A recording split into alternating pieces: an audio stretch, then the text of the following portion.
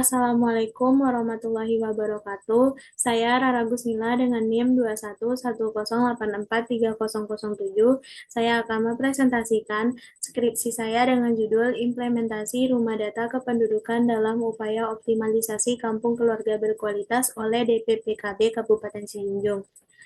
Yang saya hormati dosen pembimbing Ibu Kusdarini SIP MPA, Ibu Anissa Aulia Putri SAP MAP. Pada bab 1 pendahuluan, penelitian ini dilatar belakangi oleh jumlah penduduk yang terus meningkat, tentu menimbulkan masalah kependudukan seperti rendahnya pembangunan penduduk dan tingkat keluarga kecil yang berkualitas. Merespon masalah tersebut, pemerintah melakukan pengendalian penduduk melalui program keluarga berencana dengan membentuk Kampung Keluarga Berencana pada tahun 2016. Akan tetapi, dalam pelaksanaan program belum optimal. Pemahaman masyarakat tentang pelaksanaan kampung keluarga berencana hanya berkaitan dengan pengendalian jumlah angka kelahiran, alat kontrasepsi, dan persoalan lainnya terkait KB. Padahal kampung keluarga berencana tidak hanya berkaitan dengan itu, tetapi juga meningkatkan kualitas kesejahteraan keluarga. Maka penyebutannya tidak lagi kampung keluarga berencana diganti menjadi kampung keluarga berkualitas. Dalam pelaksanaan kampung keluarga berkualitas juga terdapat implementation gap. Pada studi terdahulu menunjukkan meskipun kampung KB telah dibentuk, tetapi kualitas keluarga yang menjadi sasaran program masih tergolong rendah, yang mana belum berjalan dengan efektif dan belum mampu melahirkan keluarga yang berkualitas, baik dari itu aspek ekonomi, aspek sosial maupun emosional. Adanya Undang-Undang Nomor 52 Tahun 2009 tentang Perkembangan Kependudukan dan Pembangunan Keluarga yang menyatakan pemerintah dan pemerintah daerah wajib mengumpulkan, mengelola, menyajikan data informasi mengenai kependudukan dan keluarga yang dilaksanakan melalui sensus, survei, dan pendataan, di mana data tersebut dapat dimanfaatkan dalam pengambilan keputusan yang berkaitan dengan kependudukan dan keluarga. Lalu, Peraturan BKKBN RI Nomor 3 Tahun 2020 tentang pelaksanaan urusan pemerintahan bidang pengendalian penduduk dan keluarga berencana di daerah menjelaskan dalam pelaksanaan pemanduan dan sinkronisasi kebijakan pengendalian kuantitas penduduk di pemerintahan kabupaten atau kota, yaitu melalui sistem informasi peringatan dini pengendalian penduduk dengan membentuk rumah data kependudukan di desa atau kelurahan untuk memperkuat integrasi program kependudukan, keluarga berencana, pembangunan keluarga, dan sektor lain. Peraturan tersebut diperkuat oleh Impres Nomor 3 Tahun 2022 tentang optimalisasi penyelenggaraan Kampung KB, yaitu melalui penyediaan data dan dokumen kependudukan yang terintegrasi dengan kegiatan intervensi dan pembangunan lainnya. Sebagai program nasional yang didesentralisasikan di seluruh daerah di Indonesia, Kabupaten Sijunjung Jawa Timur mencanangkan rumah dataku. Namun, eksistensi dari rumah dataku belum berjalan dengan baik. Tandai dengan rendahnya persentase, Kampung KB melakukan perencanaan berbasis data. Tantangan dalam implementasi penyelenggaraan kampung keluarga berkualitas seperti prevalensi stunting yang tinggi, kesejahteraan sosial yang rendah, pembangunan keluarga yang belum optimal, dan lain sebagainya, maka membutuhkan data kependudukan yang akurat dan valid untuk intervensi yang tepat sasaran. Fenomena empiris dan teoritis dalam penelitian ini, pertama, meskipun rumah dataku telah dibentuk, namun efektivitasnya belum terlihat, ditandai dengan masih rendahnya persentase kampung KB yang menggunakan data dalam perencanaan di Kabupaten Sijunjung. Dari 19 kabupaten dan kota di Provinsi Sumatera Barat, Kabupaten Sijunjung merupakan daerah yang paling sedikit persentase kampung KB yang memanfaatkan data, yaitu hanya 59% dibandingkan daerah lainnya di Provinsi Sumatera Barat. Masih rendahnya kapasitas pengurus rumah dataku dalam pengelolaan data dibuktikan pada intervensi rumah tidak layak huni, yang mana data yang disajikan belum sesuai kriteria yang dibutuhkan. Selanjutnya, belum efektifnya koordinasi dalam pelaporan kegiatan, yang mana pelaporan dari penyuluh keluarga berencana PKB ke DPPKB Kabupaten seringkali terlambat. Begitupun dengan pelaporan kegiatan dari pengurus rumah dataku ke PKB yang ada di kecamatan. Selanjutnya, data rumah dataku belum terintegrasi secara digital, sehingga data yang dihasilkan tidak tersinkronisasi secara langsung kepada OPD terkait dan intervensi yang dilakukan masih terbatas. Lalu, tidak terdapat anggaran pelaksanaan rumah dataku pada tahun 2025 mengakibatkan pembinaan yang seharusnya dilakukan oleh DPPKB Kabupaten Sijunjung tidak dapat dilaksanakan. Yang terakhir, adanya perbedaan tingkat keaktifan antar rumah dataku yang satu dengan rumah dataku yang lainnya di Kabupaten Sijunjung dalam menyediakan data padahal berada dalam wilayah binaan yang sama. Berdasarkan latar belakang tersebut, rumusan masalah penelitian ini adalah bagaimana implementasi rumah data kependudukan dalam upaya optimalisasi kampung keluarga berkualitas yang dilakukan oleh DPPKB Kabupaten Sijunjung dengan tujuan penelitian untuk menganalisis dan mendeskripsikan implementasi rumah data kependudukan dalam upaya optimalisasi kampung keluarga berkualitas oleh DPPKB Kabupaten Sijunjung. Manfaat penelitian ada manfaat teoritis dan manfaat praktis. Pada bab 2, tinjauan pustaka, studi penelitian yang relevan yang digunakan dalam penelitian ini. Pertama, penelitian oleh Munari Kustanto dengan judul Tantangan Pengembangan Rumah Data Kependudukan di Kabupaten Sidoarjo. Yang kedua, penelitian oleh Inas Nur Hanifah dengan judul Implementasi Program Rumah Data Kependudukan dalam Meningkatkan Pengelolaan Data di Level Mikro. Yang ketiga, oleh Enda Larasati dengan judul Analisis Implementasi Kebijakan Rumah Data Kependudukan dan Informasi Keluarga, Studi Kasus Kelurahan Wedo Martani Diye, dan yang terakhir penelitian oleh Anjania Raisa Putri dengan judul Implementasi Rumah Dataku sebagai Basis Data dan Informasi di Tingkat Desa atau Kelurahan. Teori yang digunakan dalam penelitian ini adalah implementasi kebijakan George CRW 3 yang terdiri dari 4 variabel, yaitu komunikasi, sumber daya, disposisi, dan struktur birokrasi. Skema pemikiran dapat dilihat pada gambar berikut. Lalu definisi konsep. Definisi konsep yang pertama digunakan adalah kebijakan publik merupakan suatu proses pengambilan keputusan yang dilakukan oleh pemerintah untuk menyelesaikan permasalahan-permasalahan dalam keadaan tertentu. Implementasi kebijakan publik merupakan suatu proses pencapaian tujuan yang ditetapkan dalam keputusan kebijakan publik yang dilakukan setelah kebijakan tersebut disahkan secara politik. Yang selanjutnya, rumah data kependudukan atau biasa disebut dengan rumah dataku yang memiliki kegiatan mengumpulkan, mengelola, menganalisis, dan menyajikan data yang digunakan sebagai pedoman dalam perencanaan atau intervensi di kampung keluarga berkualitas. Dan yang terakhir, Kampung Keluarga Berkualitas merupakan program yang diluncurkan pada ruang lingkup wilayah setingkat desa atau kelurahan untuk meningkatkan kualitas hidup keluarga dan masyarakat. Definisi operasional dalam penelitian ini, pada variabel komunikasi terdapat indikator transmisi, kejelasan, dan konsistensi. Pada variabel sumber daya terdapat indikator staf, informasi, wewenang, dan fasilitas. Pada variabel disposisi terdapat indikator pengangkatan birokrat dan insentif. Terakhir, pada variabel struktur birokrasi terdapat indikator standar operasional prosedur dan fragmentasi. Pada bab 3, metode penelitian, pendekatan penelitian dan desain penelitian yang digunakan dalam penelitian ini adalah pendekatan kualitatif dengan desain penelitian deskriptif.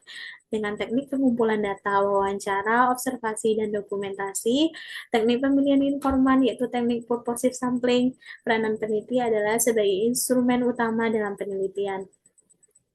Pada selanjutnya, proses penelitian diawali dengan melakukan survei awal untuk menemukan fenomena, melakukan wawancara, mengumpulkan data, dan menganalisis data. Unit analisis adalah lembaga, yaitu Dinas Pengendalian Penduduk dan Keluarga Berencana Kabupaten Sijunjung. Teknik analisis data yang pertama pengumpulan data, mereduksi data, penyajian data, dan penarikan kesimpulan dengan teknik keabsahan data triangulasi sumber.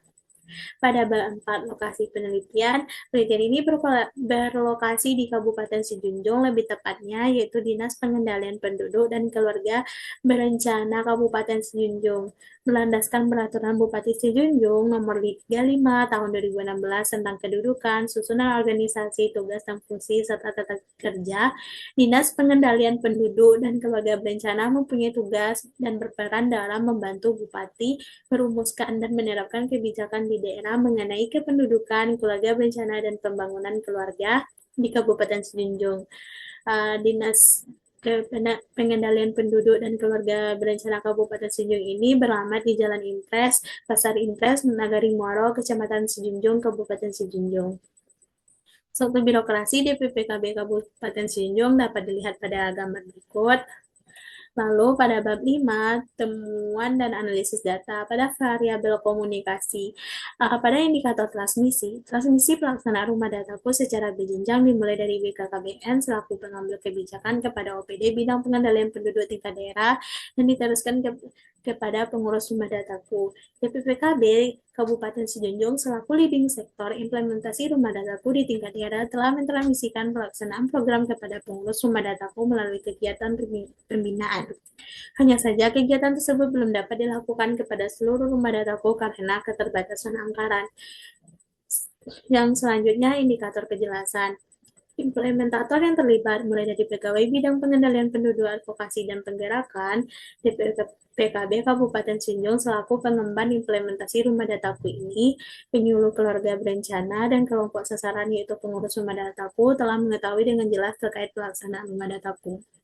Pada indikator konsistensi, selama pelaksanaan rumah dataku berdasarkan buku panduan pengelolaan yang diterbitkan oleh Direktorat Perencanaan Pengendalian Penduduk BKKBN pada tahun 2020, yang mana selama pelaksanaan tidak mengalami perubahan. Dalam memberikan arahan terkait pelaksanaan kepada pengurus rumah dataku dilakukan melalui pembinaan rutin, akan tetapi konsistensi dari kegiatan pembinaan tersebut oleh DPPKB Kabupaten Sinjung tidak dilakukan pada tahun 2025 karena tidak ada anggaran. Lalu pada variabel sumber daya, indikator staf. Staf DPPKB Kabupaten Sinjung, khususnya bidang pengendalian penduduk, advokasi penggerakan, selama pelaksanaan program belum memadai, akan tetapi jumlah tersebut telah dapat dipenuhi dikarenakan ada penerimaan CPNS baru pada tahun 2025. Selain itu, pada penyuluh keluarga berencana masih memerlukan penambahan jumlah SDM karena idealnya satu orang PKB menangani 2 wilayah binaan. Akan tetapi di Kabupaten Sinjung rata-rata satu PKB menangani 3 nagari binaan. Dari segi kualitas, walaupun selama pelaksanaan kuantitas staf belum memadai, akan tetapi staf yang terlibat mempunyai kompetensi yang baik.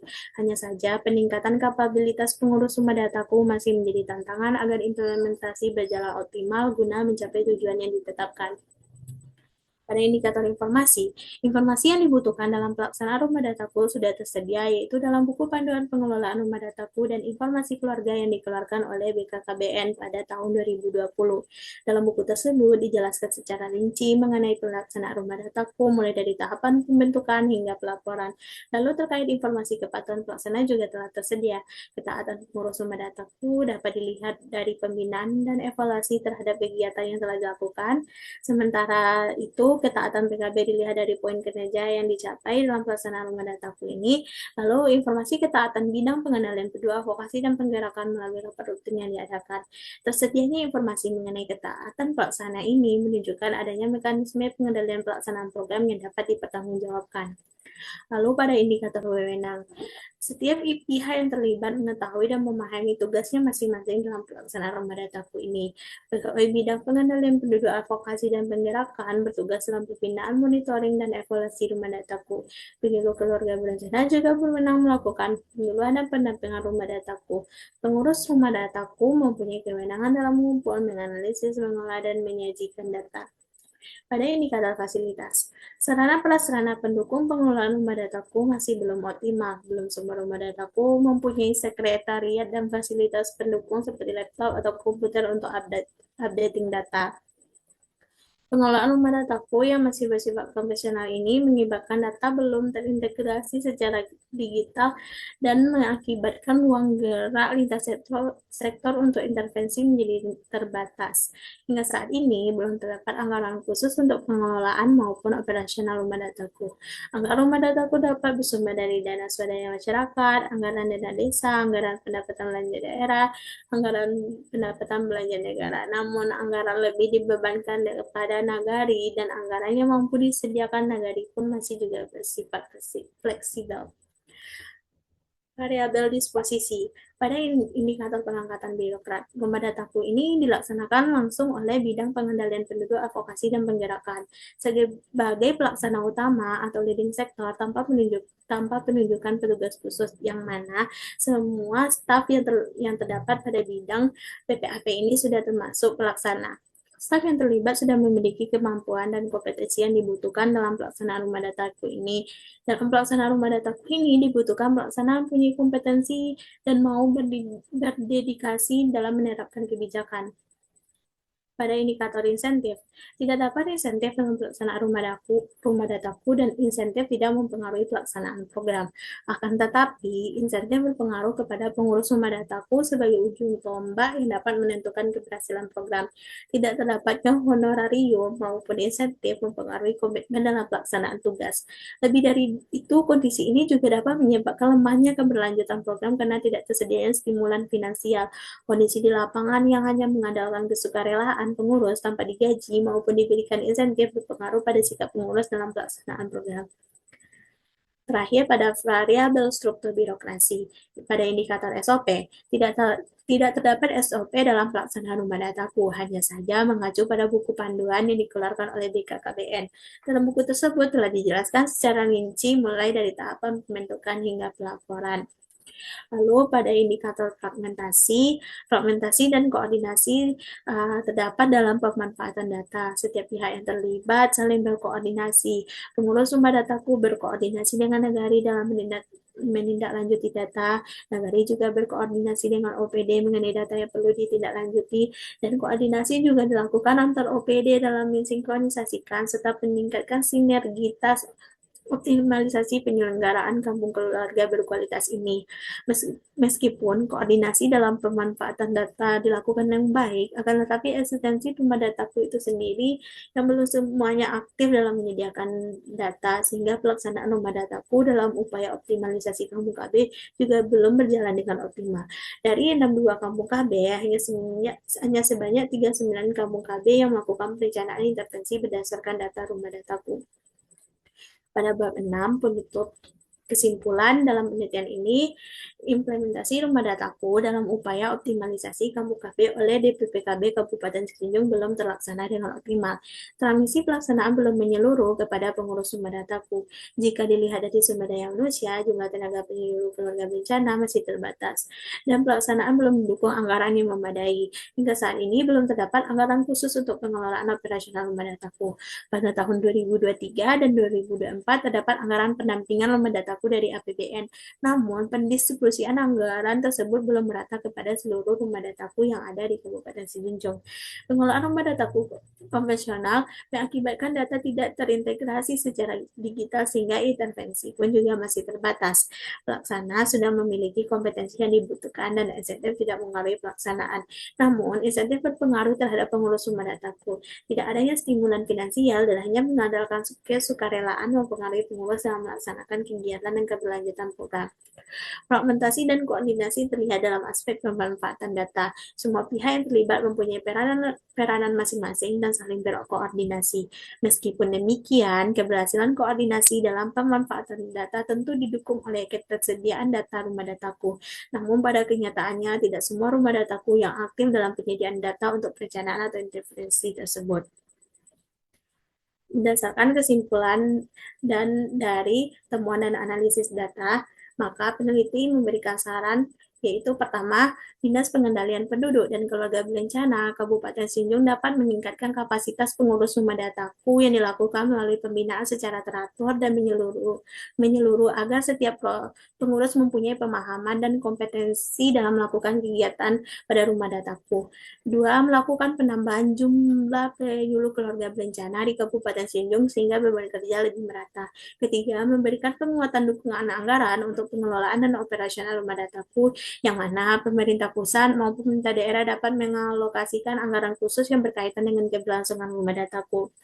Melakukan integrasi pada seluruh data rumah dataku secara digital, sehingga dengan mudah diakses oleh organisasi atau lintas sektor sebagai pemanfaat data yang lebih efektif. Yang kelima, menyediakan anggaran untuk pemberian honorarium dan insentif sehingga mendorong pengurus rumah dataku dalam melaksanakan semua kegiatan secara optimal. Demikian presentasi saya mengenai skripsi saya ini. Saya ucapkan terima kasih. Assalamualaikum warahmatullahi wabarakatuh.